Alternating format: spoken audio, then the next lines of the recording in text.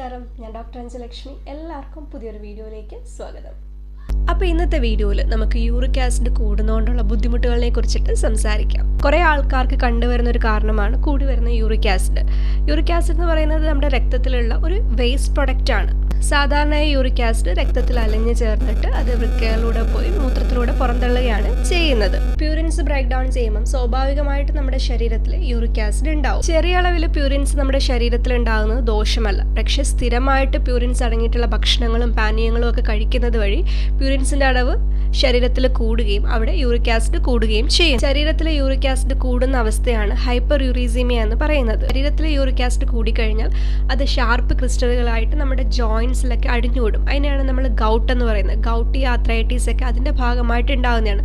അതുകൂടാതെ ഈ യൂറിക് ആസിഡിൻ്റെ ഭാഗമായിട്ട് കിഡ്നി സ്റ്റോണും ഉണ്ടാവും. യൂറിക് ആസിഡ് അധികമായി കൂടിക്കഴിഞ്ഞാൽ നമ്മളത് ചികിത്സിക്കാതിരുന്നു കഴിഞ്ഞാൽ നമ്മുടെ ജോയിൻസിനെയും ലിഗമെൻസിനെയും ടെൻഡൻസിനെയും ബോൺസിനെയൊക്കെ അത് സാരമായിട്ട് ബാധിക്കും. വൃക്കരോഗമുള്ളവർക്ക്, ഹൃദയത്തിന് പ്രശ്നമുള്ളവർക്ക്, അത് കണക്ക് അമിതവണ്ണമുള്ളവർക്ക്, ഡയബറ്റീസ് ഉള്ളവർക്ക്, പ്രമേഹമുള്ളവർക്ക്, BP ഉള്ളവർക്ക്, മെറ്റബോളിക് സിൻഡ്രോം ഉള്ളവർക്ക്, ഇങ്ങനെയുള്ളവർക്കൊക്കെ യൂറിക് ആസിഡ് കൂടാൻ സാധ്യതയുണ്ട്. അപ്പോൾ നമ്മുടെ ശരീരത്തിൽ യൂറിക് ആസിഡ് കൂടാനുള്ള കാരണങ്ങൾ നമ്മൾ കഴിക്കുന്ന ഭക്ഷണങ്ങൾ വഴിയാണ്. ഹൈ പ്യൂരിൻസ് അടങ്ങിയിട്ടുള്ള ഭക്ഷണങ്ങളും അത് കണക്കുള്ള പാനീയങ്ങളും കുടിക്കുന്നത് വഴിയാണ് ശരീരത്തിൽ യൂറിക് ആസിഡ് കൂടുന്നത്. ഹൈ പ്യൂരിൻസ് അടങ്ങിയിട്ടുള്ള ഭക്ഷണങ്ങളാണ് റെഡ് മീറ്റ്. പിന്നെ നമ്മളുടെ മീറ്റിൻ്റെ തന്നെ ലിവർ അങ്ങനത്തെ പാർട്സുകൾ കഴിക്കുന്നത് വഴി, ചില മത്സ്യങ്ങൾ കഴിക്കുന്നത്, കടൽ മത്സ്യങ്ങൾ കഴിക്കുന്നത് വഴി, ഫ്രക്ടോസിൻ്റെ കണ്ടന്റ് അധികമായിട്ടുള്ള പാനീയങ്ങൾ കുടിക്കുന്നത് വഴി, അധികം മധുര പലഹാരങ്ങൾ കഴിക്കുന്നത് വഴി, ആൽക്കഹോൾ കുടിക്കുന്നത് വഴി, പ്രത്യേകിച്ചും ബിയർ കഴിക്കുന്നവരിലും നമുക്ക് യൂറിക് ആസിഡിൻ്റെ അളവ് കൂടുന്നതായിട്ട് കാണാം. ഇതൊക്കെ അമിതമായിട്ട് കഴിക്കുന്നത് വഴിയാണ് യൂറിക് ആസിഡ് കൂടുന്നത്. അത് കൂടാതെ ചില മരുന്നുകൾ, ഡയൂറാക്റ്റിക്സും ഇമ്മ്യൂണോ സപ്രസൻസ് പോലെയുള്ള ചില മരുന്നുകളുടെ സൈഡ് എഫക്ട്സ് ആയിട്ടും യൂറിക് ആസിഡ് കൂടാറുണ്ട്.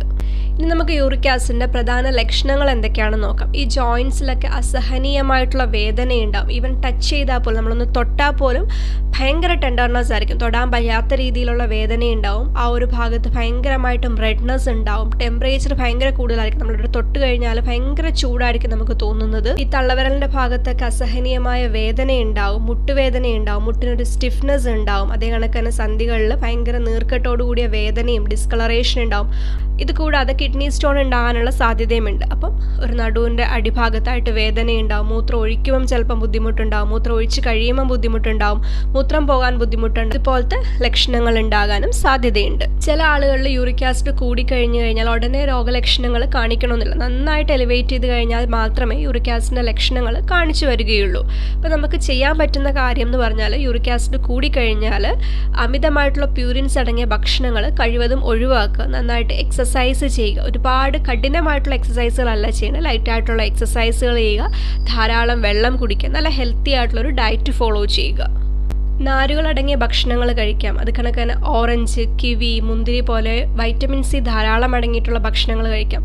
ധാരാളം വെള്ളം കുടിക്കുക. ഇതൊക്കെയാണ് നമുക്ക് ചെയ്യാൻ പറ്റുന്ന കാര്യങ്ങൾ. കൂടാതെ ലക്ഷണങ്ങൾക്കനുസരിച്ച് നമുക്ക് ചികിത്സ തേടേണ്ടതാണ്. അതൊരു ഡോക്ടറുടെ സഹായത്തോടു കൂടി തന്നെ ചികിത്സ തേടാവുന്നതാണ്.